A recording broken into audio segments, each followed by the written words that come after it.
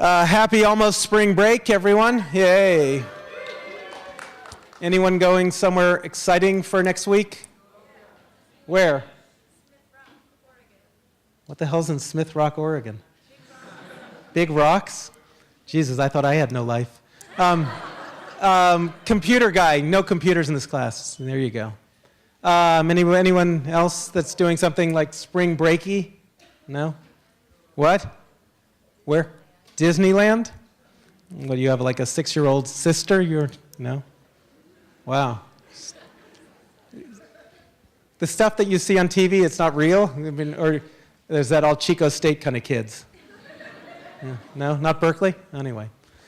All right, I'm old and I just wish. So we have some great people lined up in April. What's his name? Gavin Newsom will be back here in April.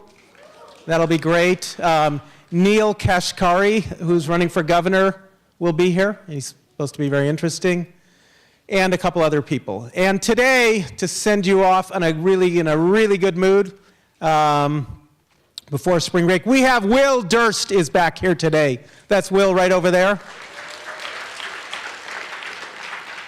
As Will likes to say, he's a comedian who's been performing all over the country, not just the country, it turns out. I was just reading, he's performed in 14 different countries and at Harvard.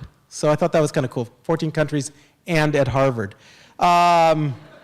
He's come to our class many times too over the years. He's been fantastic about doing that. And he does comedy for people who read or know someone who does. So hopefully you fall into that category either way. He's a 5-time Emmy nominee, a 7-time nominee for the American Comedy Awards Stand-Up Comedian of the Year. And you can tell all your friends that they can see him at the Punchline in San Francisco, April 2nd through 5th. But here he is today, Will Durst.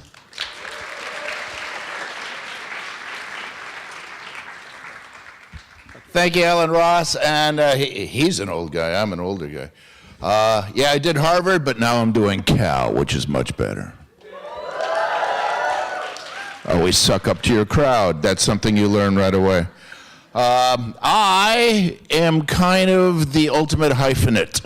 I am a political comic, I am an actor, I'm a writer, I do whatever it is. I have patched together a comedy quilt in order to stay alive. I am not famous. I have clawed my way to the middle, but I'm still working. And it's always been my dream to be a stand-up comic. I used to watch The Tonight Show when I was a kid, and I loved it because Carson always had comics on. The other guys were comics, so they didn't have them on as much because it was competition. But Carson had one on maybe 4 times a week, and I would watch that. And I went to school. I went to the University of Wisconsin, Milwaukee, not Madison, because Madison was a party school, and at the time I didn't need to double down. So I went to UWM, and I studied theater, journalism, and film, and actually started writing a column before I started doing stand-up comedy, and I took the funny parts from the column and used it when I started doing stand-up. And when I started doing stand-up, I died a horrible death. And the hard part when you do stand-up comedy is you have to learn on stage. You have to learn with a crowd. Like right now, having you just stare at me like I'm trying to teach a dog chess. This is what I normally get when I started out. You will die maybe 30 times out of the first 40 that you do stand-up. And then after doing it for maybe 25 times, then you'll die 20 out of the 40 times. And until you get to be, even Jerry Seinfeld will die 1 time out of 40 because comedy is such an ephemeral little thing. And I moved out of Milwaukee. I had to move because comedy was illegal there. Through a bizarre licensing law that was actually true, because when they wrote the municipal codes for entertainment, they wrote comics under the same thing as strippers. So to this day, if you want to have a stand-up comedy show in Milwaukee, Wisconsin, you have to buy a nude dancing license. Yeah, don't go there. But the area code is 414, so I just bumped up one digit and I moved to the 415. And I was very lucky. I caught the crest of the comedy wave because cable created stand-up comedy. They found out how cheap it was to produce because you didn't have to pay music fees. You didn't have to pay writers because comics were self-contained. They wrote their own stuff. And so the HBO with their On Location series, and then Fox and cable they were looking for product, and they found stand-up comedy. And there was like this little mini system. There were like maybe 30 clubs in 1980, 30 clubs in America that did stand-up comedy. And 3 of them were in San Francisco. And then in 1990, there were 400 clubs that did stand-up comedy in America. 4 of them in Knoxville, Tennessee. Yeah, there's no reason. There's nothing funny about Knoxville, Tennessee. And I was very lucky. And I always did political stuff because comics bring what they know to the stage. And I didn't date much, so I couldn't do relationship humor. And the great thing about doing political stuff is that it constantly changes. It forces you to stay current because there are comics out there on the circuit who are still doing the same routine verbatim that they were doing 15 years ago. And if I start doing Bill Clinton jokes, I'm screwed. Although Clinton was great for stand-up comedy. He was. I never had sexual relations with that woman. He was pointing at Helen Thomas. He meant that one. Or Hillary Clinton. But he meant that one. But the golden age of political comedy was George W. Bush. Oh, for 8 wonderful years. He was like a father to me. I was but a single cog in his No Comic Left Behind program. He was like if Reagan and Quayle had a kid. I always carry these 3x5 cards around with me and take notes. And at the end, I always take them on stage. At the end of the second Bush administration, I had 2 cards full, both sides, with verbatim quotes from W. One of them was, I think we could all agree the past is over.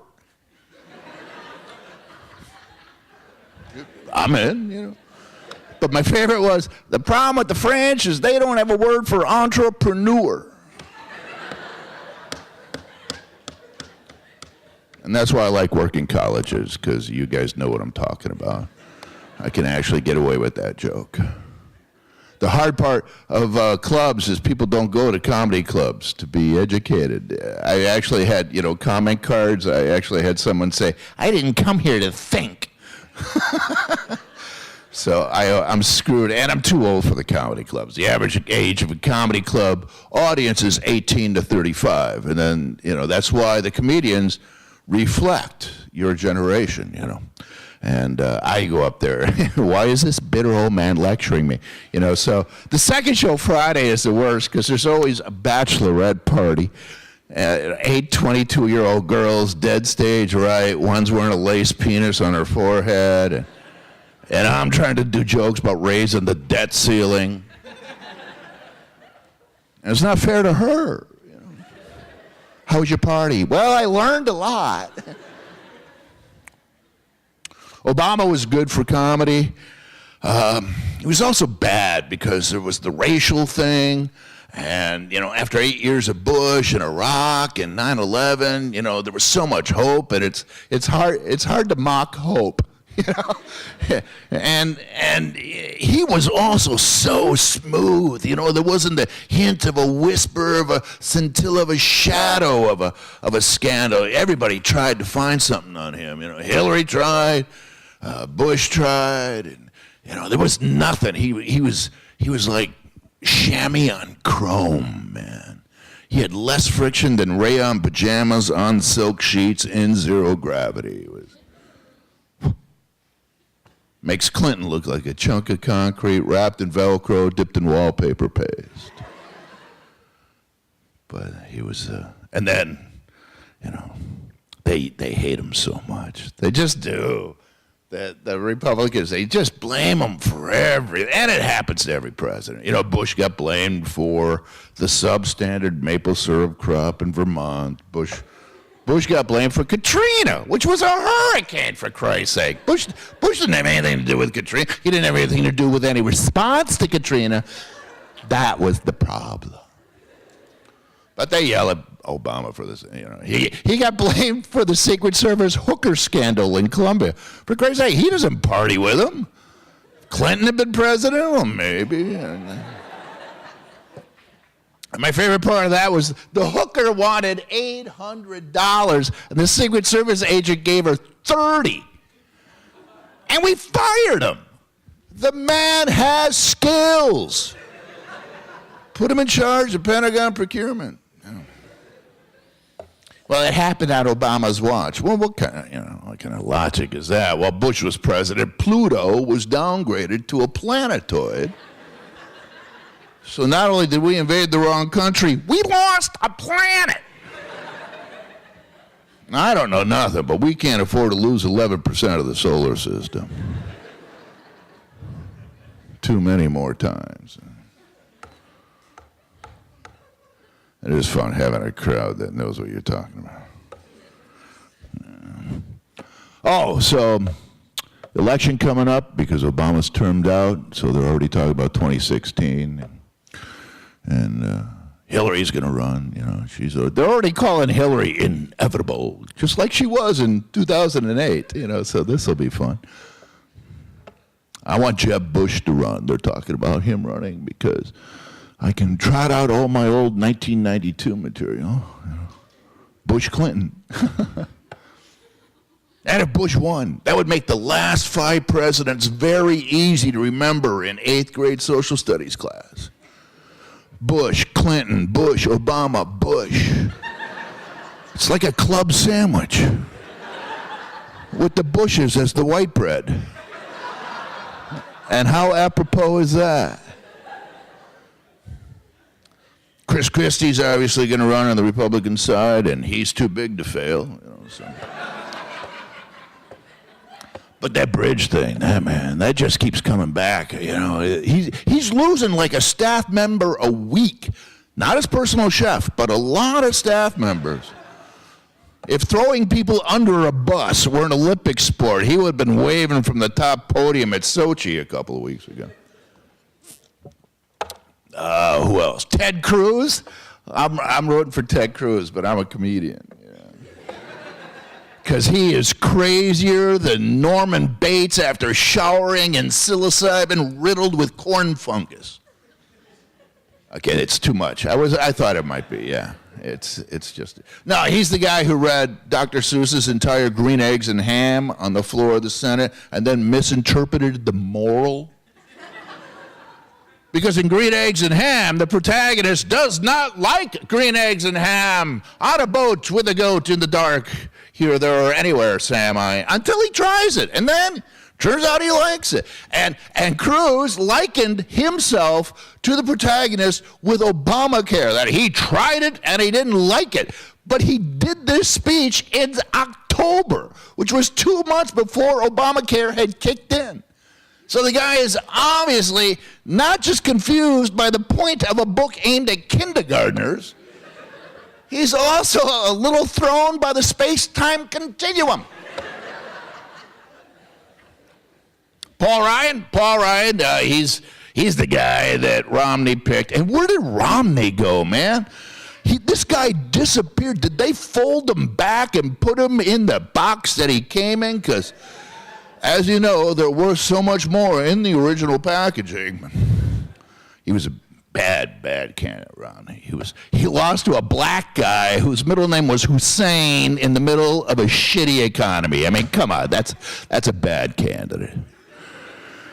He had the personality of a plastic picnic fork with 3 of the tines snapped off. And then he said that 47% of America are moochers and malingerers, you know, and that pissed off his base. 47%, hell, that's more than half. Because it's not. That's why that's funny. much time do we have? Paul Ryan, though, they kept calling him a bold choice. Paul Ryan, bold choice. Yeah. Maybe, but bold, not always synonymous with good. Whiskey for breakfast is a bold choice. Forehead dragon tattoos, incredibly bold.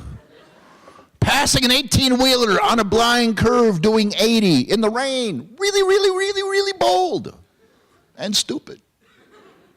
He's also the budget guru of the GOP.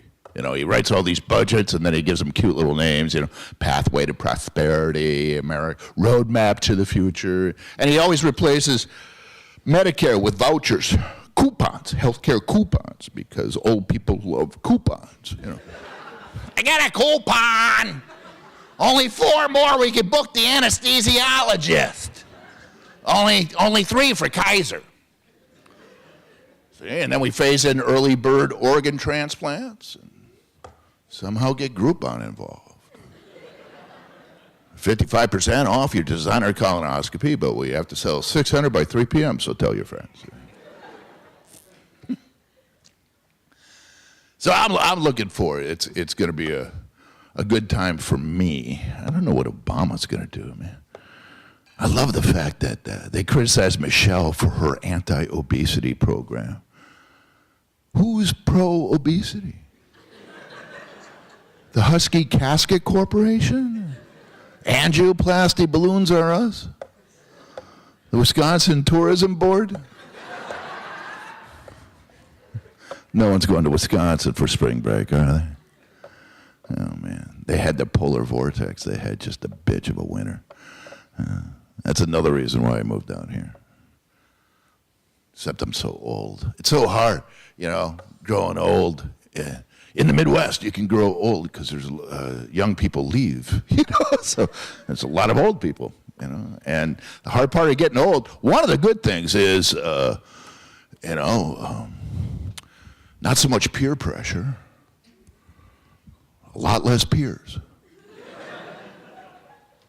But getting old in San Francisco, which is hella hipsterville city central, you know, I mean, it is, because people come to San Francisco, they have careers, they get married, and then they move out because the school system sucks.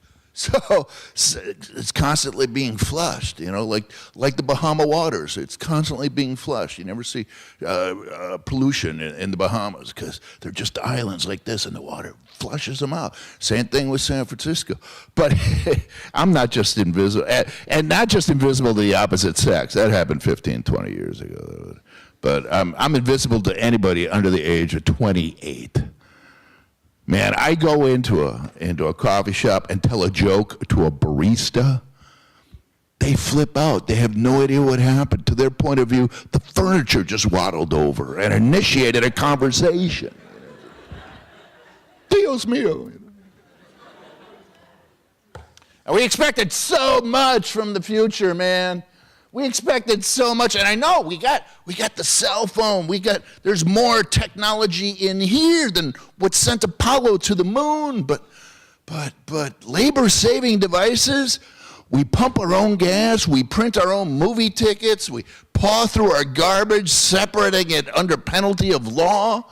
You got to walk a block to and from the parking meter pay stations. That's why I drive, for Christ's sake. You got to strip half naked when you fly.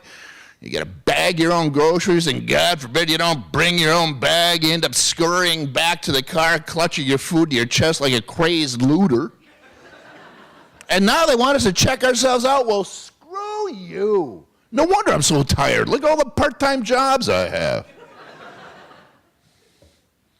And I, you know, because I was in journalism and I could type and I've always been computer conversant, so, but they keep moving. You guys, you kids, man. I finally figure out MySpace. It's so 2009. That's why I know Facebook is doomed, because I'm on Facebook. Not just me, my aunt is on Facebook. My aunt. And she keeps poking me, and I wish she would stop. and then you register for a site, and they got all those pull-down menus, and thank God California is, 5 or 6, so it's right there, but you try finding the year of my birth, man, 1952, I got to hit like 18 different screens. Wait, am I in the 17th century yet? And I'm in password hell. Once a week, Yahoo. We have detected suspicious activity on your account. No, you idiot, that's me. Pick a new password. All right, I picked password. No, it can't be password.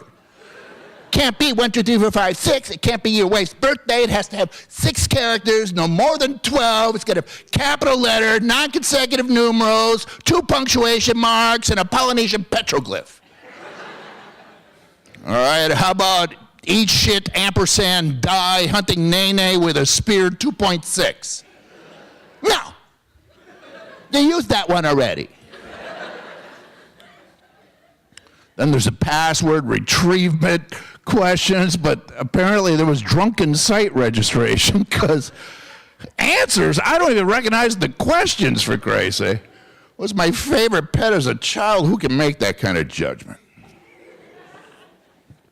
Was my first daughter's middle name? I don't have a daughter that I am aware of.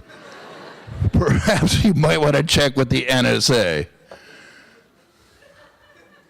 And why didn't they fill out my healthcare.gov form? They could have probably done it with autofill.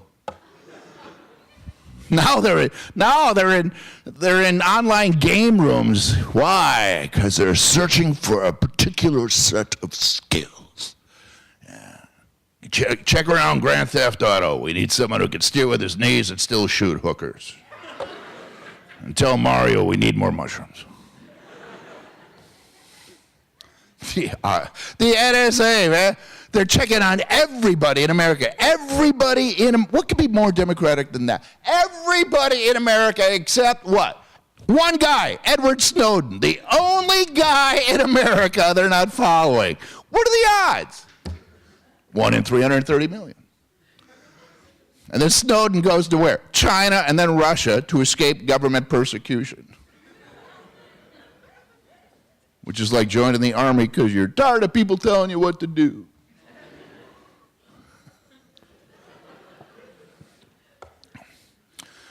You got Dennis Rodman going to North Korea. Somebody stop him. He could start World War III. Can't the diplomatic corps do something? File an injunction, a timeout? They got sobriety checkpoints. Why not sanity checkpoints, for Christ's sake? And then Vladimir Putin is trying to help. Yeah, I trust this guy as far as I could throw Portugal.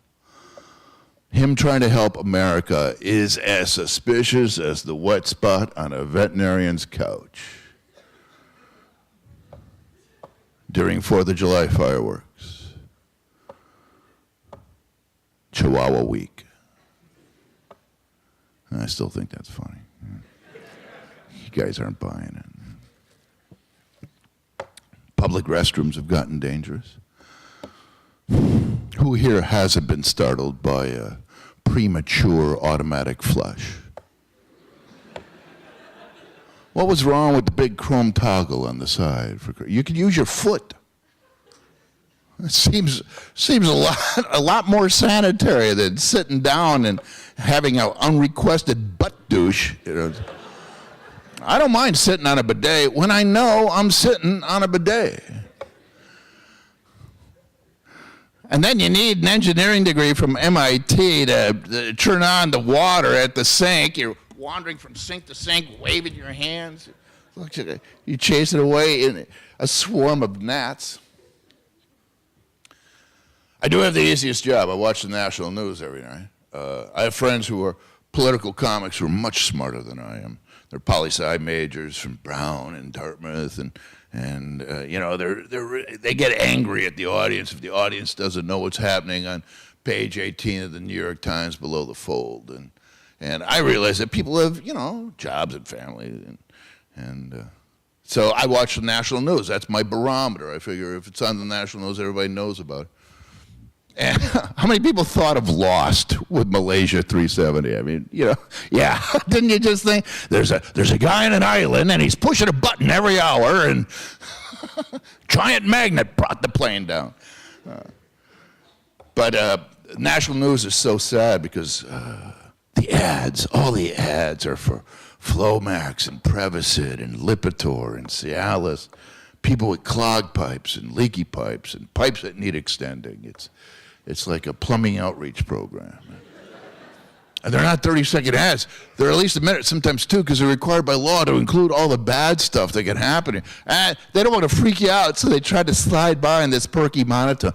Side effects may include, but are not limited to, headache, nausea, flatulence, dizziness, dizzy flatulence, weight loss, weight gain, hives, chives, weird crescent-shaped rashes on the inner thighs, involuntary muscle spasms, cement-like bowel obstructions, anthrax, dysentery, bovine spongiform encephalopathy, flesh-eating bacteria, explosive diarrhea, chlamydia, anal leakage, leprosy, Glock elbow, nickel dick phobia, cat scratch fever, idiopathic river slobber syndrome, Ebola, elephantiasis, brain cloud, cholera light, partial total paralysis, total partial paralysis, total paralysis, suicidal thoughts or actions, death-like coma, near death, and fatigue. And they always put it in the middle because they can't put it at the end or people will go, damn. The ad with the elephant, and even though the guy takes the drug, the elephant still follows him around. Well, it doesn't seem to be working that well. The ad for Cialis, in the event of a 4-hour erection, call a doctor. Call a doctor? Call a hooker. Call a press conference. Call a tailor.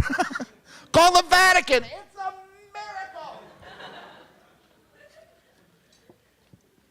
They have a drug called Aricept, A-R-I-C-E-P-T. It's for Alzheimer's disease, and you're required to take it 3 times a day. How cruel is that? Well, it's time to take my Aricept. Time to take my Aricept. Yeah. You're too nice of an audience to do that for. And the ad has Grandma and Grandpa, and they're picking up, looks like grandkids at a train station. It's very sepia tone, very nostalgic, because they're going for the older crowd, right? And a little girl about 3 or 4 comes running out, and Grandpa looks down and says, "Oh, hello, Janie." And she goes, "My name's Julie." And she runs off. And Grandma's watching this, and she turns to the camera and says, "That's when I knew Bob had a problem. He screws up one name. They're taking him to the home. They're going to put him down." I screw up people's names 5 seconds after I meet them. I'm just awful, man. I'm shaking their hands during the introductory conversation. And I'm sorry, I'm a total idiot. I forgot. Samantha? Jim. You're going to think I'm making this up for the joke, and I'm not. I forgot my wife's name. We've been married 32 years, 6 of the happiest years of my life. No 2 weeks contiguous. See, and I hit contiguous because I hit it too hard because I figured you would know what I was talking about. Yeah? Or the average comedy club audience just stares at me. But it wasn't even the beginning of the relationship. We were married in 81. This was 92. We're down in L.A., and I'm at some big-time fancy television executive cocktail party, and meeting this famous guy. I'm wearing a suit for one of the first times, and I'm nervous. And this is my wife. I dead froze, man. And I'm whipping through my mental Rolodex. Rolodex was a wheel with a bunch of cards on it. We kind of used it like an analog PDA. You know, while preparing the pigments for our cave paintings. And you would think my wife's name would be on one of the first cards. Nothing. I turned to her, and she is no help at all. You know, up to this point, I've remembered her name dozens of times consecutively. You'd think I get the benefit of the doubt, you know. It's on the tip of my tongue. All I need is a hint. You know, 2 syllables sounds like Webby. And I'm getting this. And there is no, I mean, guys, there is nothing, there's no finesse at the end. This is my wife, her. Mrs. Durst, my future ex-wife. What is that, 4:40 something? We got time for, yeah. Do you have any questions? Do you have any questions? Do I have any questions? Do you have any answers? Any rags, any bones, any bottles? Real job. Yeah. I'd be doing what you're doing. Let's take some questions from you guys. Anything you want to Not the grease shoot to the big time. about the world according to Will Durst? Jump out now. God, you're so good at this. Look at how you elicit tons of questions. I pulled.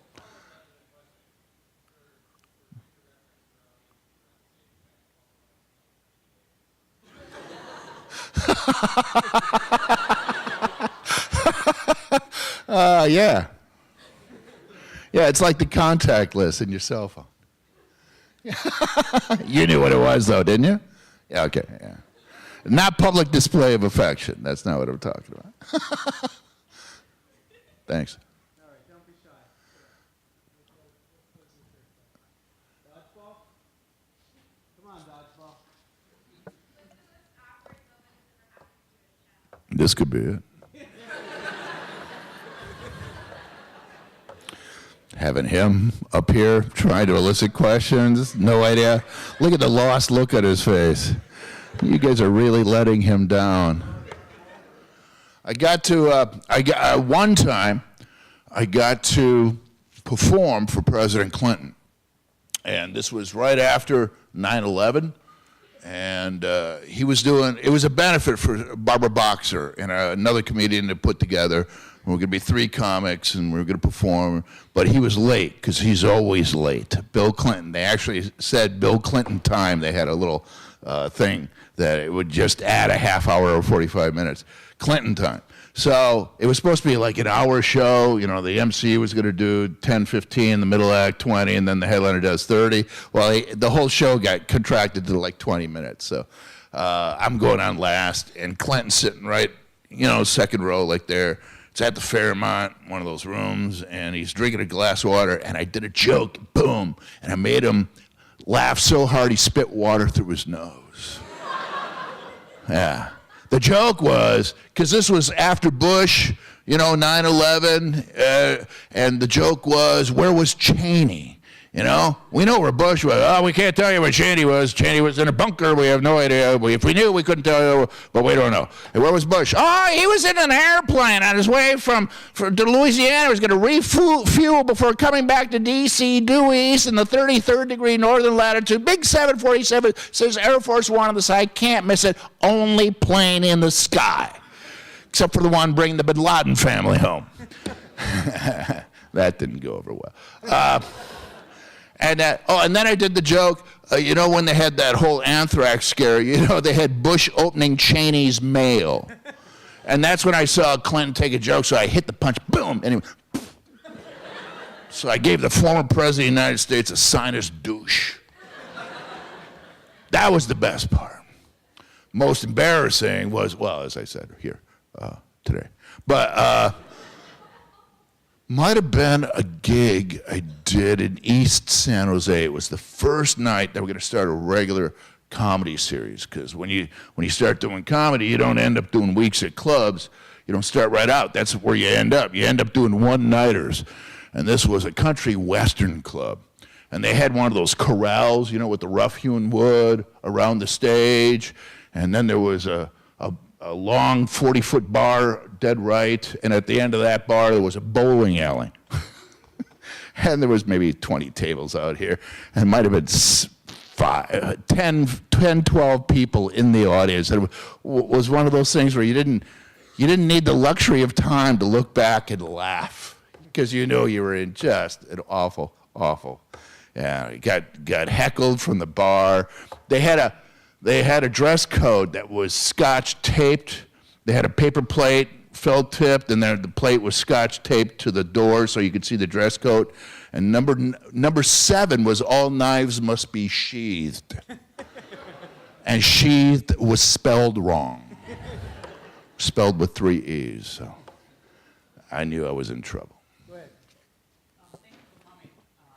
Thank you for having me. There's the tradition of the court jester throughout history can say what needs to be said through humor. I want to kind of relate to the Daily Show. There's a moment in time every so often it feels like comics have become news, that that's our only source of truth. It feels like we're so starved for it. Most comics don't have an agenda, whereas the media is beholden to its corporate masters. So you don't always know that you're getting the right slant on everything. Whereas Jon Stewart, you trust him that he doesn't have an agenda. His agenda is he hates stupid people. That's a pretty good agenda as far as I'm concerned. Difference between him and me is he's more of the captain of a ship. You've seen the show, you love the Daily Show. I can't watch it because I'm so afraid that one of 2 things will happen, and both have happened to me being a comedian before. One, I'll see a joke, and then 2 months later something will bubble up in my subconscious, and I'm not sure if I got it from them or if it's original. Or the other thing happens, I know I've been doing a joke for months, and suddenly I see it on the Daily Show, and I'm pissed for one thing, but it also makes me approach that joke differently. I think that everybody has seen it, even though they obviously haven't. But so I approach it. I don't have the same kind of confidence when I go out on stage with it. So I can't watch that show or the guy on HBO or any of those shows. And they are different in that you look at the end of the credits, they all have 15 writers. They're like the Walmarts of political comedy. I'm a small boutique in Soho. I'm hand stitching every joke. But you're right, not everybody wants to hear the political material. Go ahead.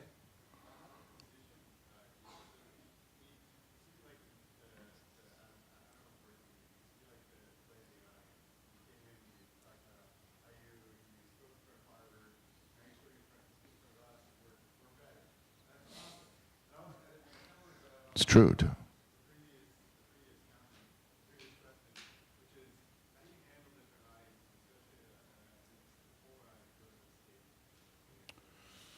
Well, the advantage of doing and my stuff, I'm not a commie pinko yellow rat bastard, but I'm real close.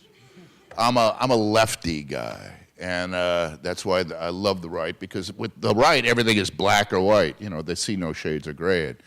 Yeah. And so it's easy. The thing is, when you do comedy, and let's say I go to Kansas, right? I go to Topeka, and I go to Omaha, or Nebraska. The people who are coming out are not your right wing, Foxborough Baptist. They're not the Phelps family. Because those people don't go out, So you're going to get the lefty crowd, and trust me, the lefty crowd. Berkeley, you guys are beyond blue. The red-blue paradigm, you're indigo. You're eggplant, aubergine, periwinkle, cerulean. But, you'll get vaguely blue people come to your show in even the reddest of reds, So you got that going for you. Yeah. Sir. I learned in one-nighters in the Central Valley, like Stockton and Fresno, and my theory, woo, Highway 99, woo. And one-nighters are the worst because you go up on stage and and this is what you get before your intro. Hey, shut up! Shut up! We got a comic. Shut up! He's from I don't know if he's a fag. Shut up! Hey, quit punching her. Shut up! And that's what you get before you go on stage. So you're tap dancing. You're trying to do anything, to capture their attention, waving bright, shiny objects. Ooh, fire, ooh, fire, good. You do anything to keep. And the way I handle it was, I would just keep talking. And so if they weren't laughing, I was talking. So it was hard for a heckler to fit in there. It was just pure timing. But then you got people, I don't know if you're familiar with the other comics like Stephen Wright. Do you know Stephen Wright? He's very slow and he's got a whole different rhythm. You can't have everything. Where would you put it? It's all like one-liners like that. It's a small world, but I wouldn't want to paint it. He's almost, it's very funny. Or Bobcat Goldthwait, you know him, another guy. Well, these guys started out and they had such severe characters, and they would either kill or die, and there was no in between. Either the audience got them or they didn't get them, and they were artists, and they went for it. They never compromised. I compromised. I'm uncomfortable with silence. I would always try to make the audience laugh out loud on purpose against their will. Go ahead. Any other politicians that you would like to point out as being comedic gold lines? Oh, man, Reagan was wonderful. Quayle was wonderful. These days, I had such a field day with 2012 because 2012, all those characters that ran, every one of them led the polls. Perry, Christie, Kane, Sarah Palin. Oh, Sarah Palin. I love her so much. Oh, I do. She went to Jerusalem and visited the Wailing Wall, and she was so golly gosh excited because whaling used to be a huge industry in Alaska, don't you know? So Palin, all those guys. And then Santorum bragged that he would fly middle seats on United to campaign stops. And my joke was, really, man, we're supposed to hand the presidency to a guy who can't figure out how to use a seat locator map on an airline website? Really? So 2012 was just beauteous.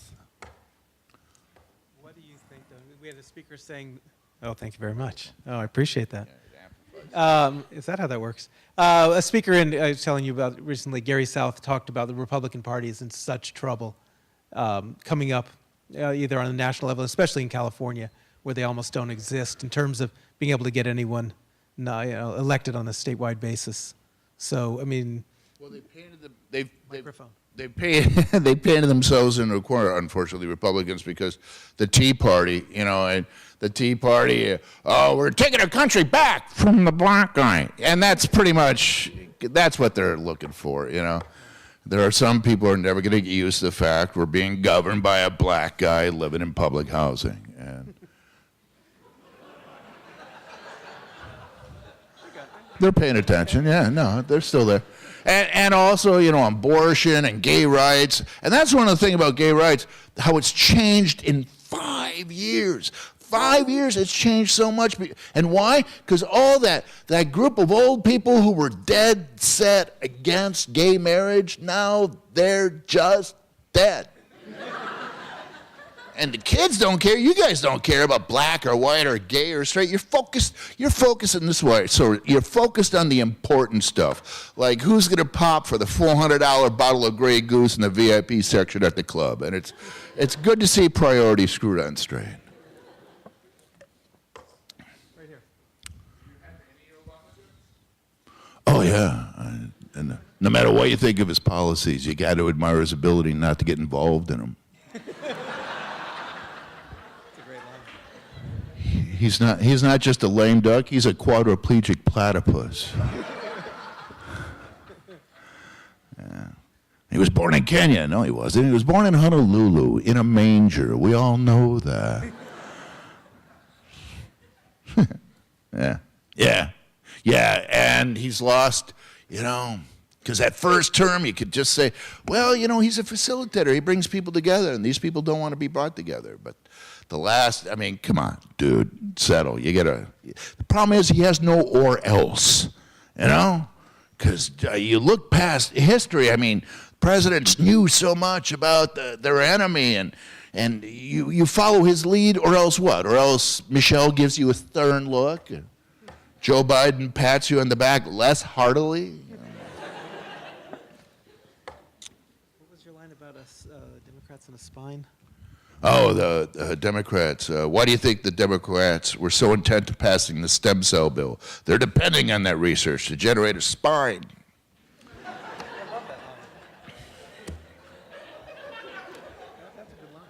That is a good We've one. got time for a couple more. So go ahead. Ma'am? Go ahead in the back. No, over here. Speaker's choice. Yeah, I have the microphone. What? Your joke about the shower and everything, psilocybin, did you get the impression from a lot of people here don't know what that is? What's your experience with that? Oh, no, I haven't done hallucinogenics for a long time. I thought I stepped on Jesus' grave, and I figured, oh, well, maybe I should stop doing acid. Yeah. Was it psilocybin that threw people off? Should I have said mescaline or Molly or something? I felt like people didn't know what that was. Yeah. Oh, thank you. I do too. I'm going to work on it. What? Well, he's leaving. That's it. He's had it. Go ahead. Second choice.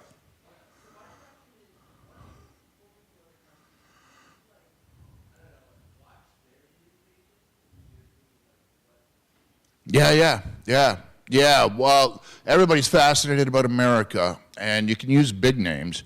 And when I say big names, I mean names that they will know. For instance, I can use Hillary and Obama. I can't talk about John Boehner when I go to Britain, because they don't know who he is. Although I have some great John Boehner jokes. Yeah, go ahead. I love that. Well, it stems from Anthony Weiner. You know, if your name is, like in San Francisco, you know about the naked people? We had the problem with the naked people. Do you have naked people here? No, you get rid of your naked people? We had the naked guy. We're trying to get rid of our naked people. Because there was, beta breakers and the street festivals, that's fine. But we have free range naked people. And, no, I'm serious. And there's that little parklet at the corner of Castro and Market, so you can't shoot down 17th anymore, and the naked guys would hang out there. It'd be a whole gaggle, and I don't know if gaggle is the correct plural. Perhaps dangle. Definitely not a pride. Maybe lamentation, like of larks. But they'd be hanging out, and then they go into restaurants to eat. And the merchants, so they wrote a law: if you go in a restaurant and you're naked, you got to bring your own towel to sit on. That was the law that they wrote. You got to bring your own towel. It was known as the skid marks law. And the supervisor's name was Weiner, Scott Weiner, so it was Scott Weiner's skid marks law. And if your name is Weiner and you go into politics, I mean, come on. Because you get to choose how other people pronounce your name. He didn't have to go with Weiner. He could have gone with Weiner. He could have done the Boehner thing, Because Speaker of the House, John Boehner, has 11 brothers and sisters. They're all boners. This is true. He's the only Boehner in the family. His mother's a boner. His father, 12 kids. You do the math. And Weiner could have gone with Weiner, He could have gone whole hog. I've seen it done in Wisconsin. Yes, we spell it W-E-I-N-E-R, but it's pronounced Schultz. Nice setup. There you go. Thank you very much. Yeah. All right. Thank you to Will German. Thank you guys for coming. Have a good break. I'll see you all in 2 weeks.